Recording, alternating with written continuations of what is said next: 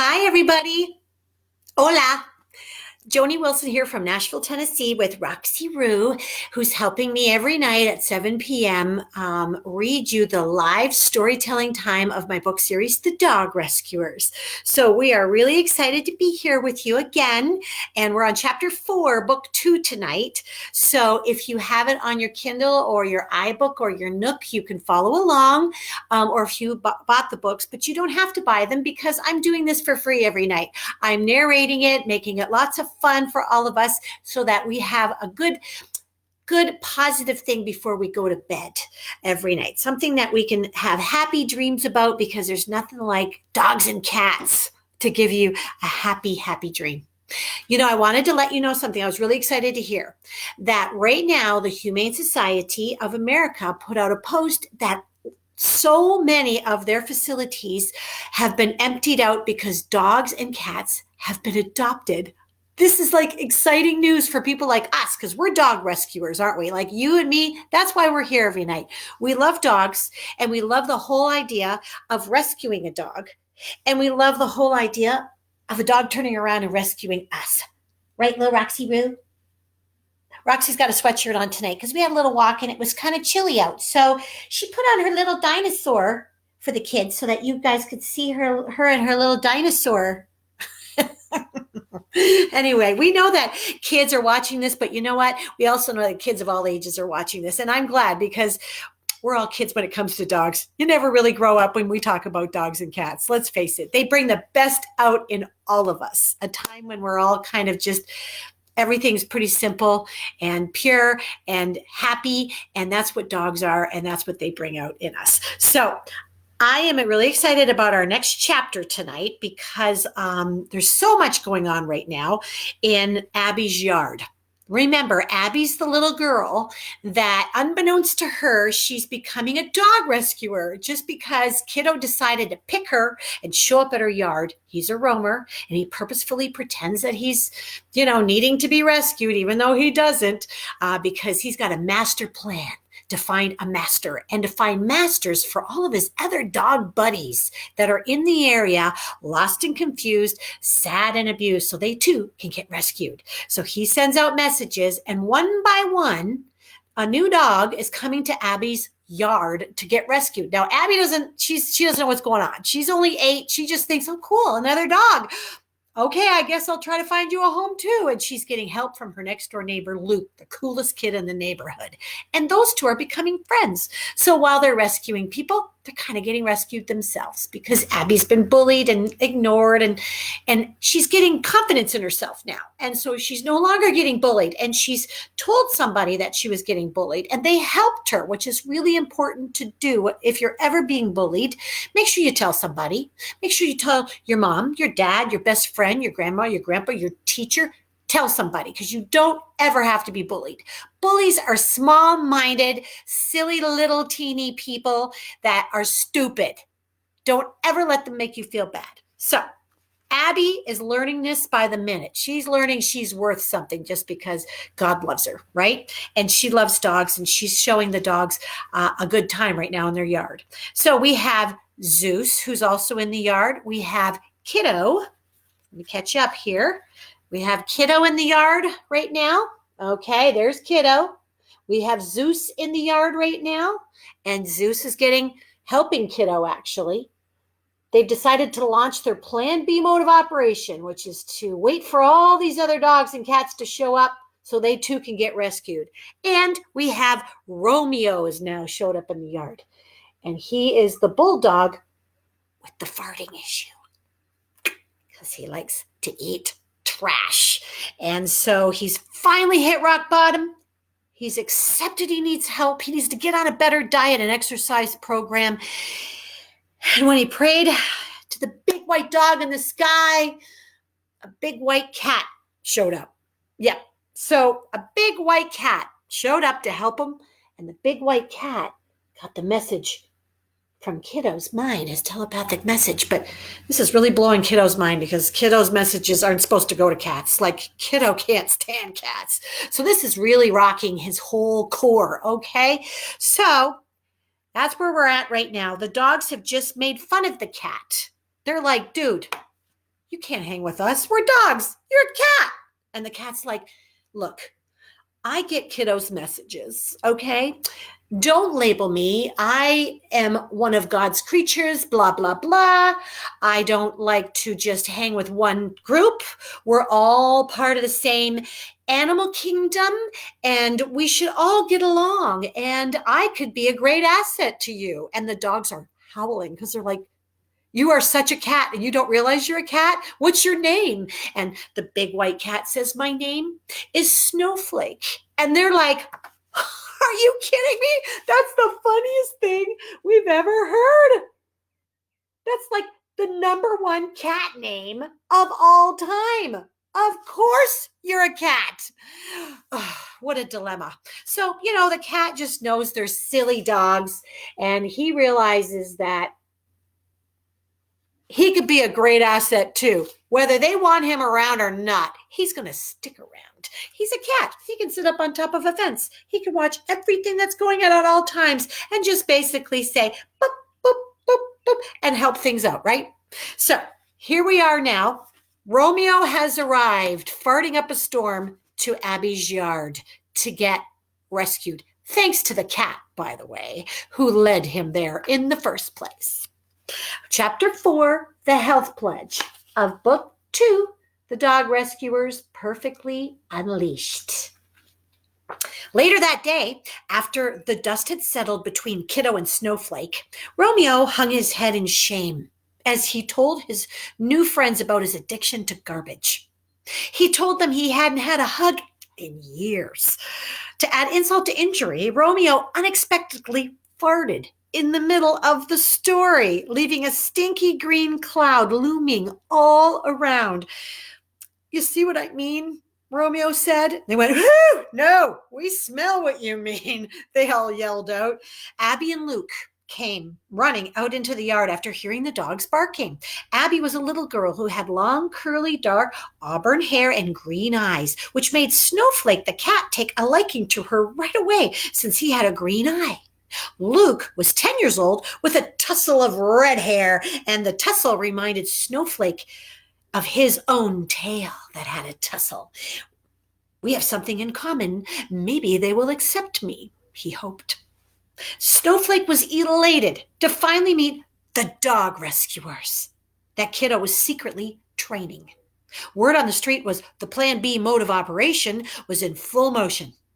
And boy, oh boy, Snowflake badly wanted to be a part of it. He knew his ability to search and rescue was like no other dog out there. He knew as a cat, he could really be an asset to Kiddo's groundwork, but only if Kiddo would accept his natural high-level cat skills. Heck, he wondered if Kiddo would ever be able to accept him as a cat. He would have to prove to himself invaluable to man and beast. Abby and Luke were so thrilled to see the bona fide bulldog in their midst. Abby approached Romeo slowly. She reached out her hand to introduce herself, and she went in for a hug until she stopped herself dead in her tracks and said, oh my, he's adorable, but yowza, what a smell.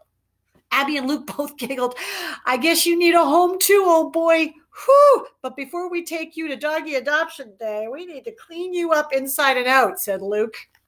The dog rescuers in training, Luke and Abby, opened the computer and started to search what foods were healthiest for dogs. There they are, in the green stinky cloud of Romeo the Bulldog's fart. Have you ever smelt a dog fart? They're pretty bad. Whew, does your dog fart? My dog farts. Even Roxy, as cute as she is. Yeah, she's tooted even when we've done this. I know, and I'm sorry I blew your cover, Roxy, but hey. They learned the importance of walking your dog every day for exercise. They even learned that brushing their teeth was needed. But most importantly, dogs needed hugs every day, just like people. As Luke and Abby ran in the house to get Romeo some healthy and organic dog food, it gave Kiddo a chance to chime in. Whatever you've been eating might taste good at the time, but a lifetime of eating garbage can ruin you inside.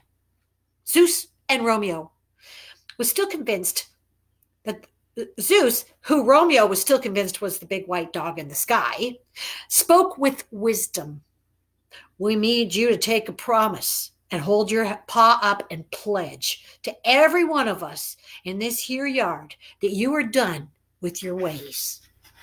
You're done with your old lifestyle and will commit to getting on a healthy track. We are here to help you. With tears in his eyes, Romeo pledged, I'm done with my old ways. They bring me nothing but pain. And I'll do whatever it takes to be a better pup so I can stop farting. Kiddo finished with, we already love you, but stopping the farts will be how you will get more hugs. All the dogs put their paws in a circle of solidarity to help their new friend. So they're making a deal with each other. You know what? If you do what's right, you eat well, and you take good care of yourself, as long as you're taking care of yourself, we'll take care of you. We're buddies. The dog rescuers began Romeo's rescue with a bath. They had to get the smell of trash off of him. They monitored a daily diet of healthy foods and fruits and vegetables, and for exercise, they walked him. Romeo was more of a wobbler than a walker. So he looked for something that would give him some speed, something he never had before.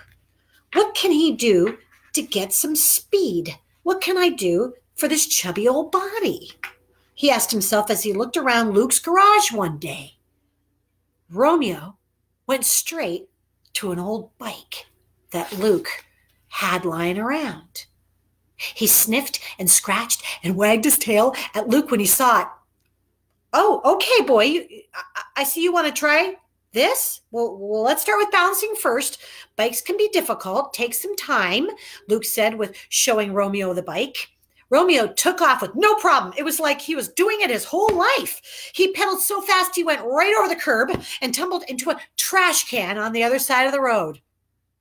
No more trash cans for this dog, Romeo said to himself as he picked old chicken bones out of his fur. With his huge step in the right direction, in the past, he would have eaten them.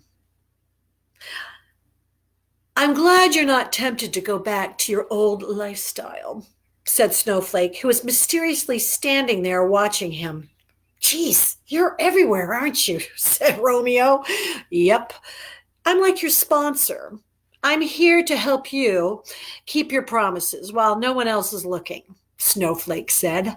Romeo brushed himself off, looked at Snowflake with a sigh. Don't tell the others, but you're starting to grow on me. I'm beginning to think of you as a friend. A little annoying at times, but a friend nonetheless, Romeo admitted. I know, Snowflake answered with a smirk. Romeo continued to practice riding the bike day in and day out with Snowflake as his sidekick and coach. Well, that's it for Chapter 4 tonight. I got a couple of things to share with you, and we'll do Chapter 5 tomorrow night, 7 p.m. Central Time. I'm here in Nashville, Tennessee, and I want to say hi, everybody across the United States of America. I hope you're staying happy and healthy, and I also want to say hello, everybody in Canada, all my family members up there, and I want to say hola to my friends in Mexico and my friends in Spain, and I want to say hello to bonjour to everybody in France, and of course, we have the Italians out there. We have people from Great Britain and Ireland and now Scotland that are joining in, and we're so happy. We hit 1,000 views last night. In the meantime, I wanted to share with you a picture of the cat who had inspired the character Snowflake. You see, I have a very special white cat in my life. This is Apollo. It's his real name. But Apollo is so good with all the dogs in my household. You would think he was a dog. Apollo doesn't seem to know he's a cat. He truly walks around and plays with everybody and hangs out and lays with them, and he just thinks he's a dog. And so he inspired the character Snowflake because I thought it was so funny that this cat had no concept, nor did he really care. You know what? Even if he knows he's a cat because he sees the bag of food I feed him, which is obviously cat food, he doesn't seem to care. He's like, you know what? I'm part of this pack with these dogs right over here. So we can all learn a little bit of a lesson from our cats and dogs, and we can all get along. It doesn't matter what species we are. We can all get along, right? Because we're all on this earth together. We got to make it the best we can and make it a good place to be for everybody. So I'm going to leave you with that, and I'm going to leave you with a little song, and it's called Every Dog Has Its Day. Well, I show you a few more pictures, okay? And if you go on www.thedogrescuers.net, you'll be able to hear all of these songs that the dogs and cats have. It's not just a strange twist of fate. There's a new sunrise restoring your eyes. It's all gonna be okay. Every dog has its day. Put some wind in your sails, stop chasing your tail. Don't you know you were born to run?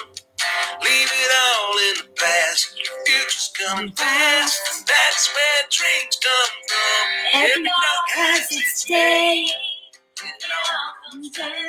Some matters of the heart. Every dog has its day. Know your catch, there's a home for you with a ball attached. Oh, what they say. Every dog has its day. There you go, kids. You have a great night. Thanks for joining in. I'll see you tomorrow night, and we'll be here again 7 p.m. Central Time. And make sure you know that we're making the world better one dog at a time. So peace.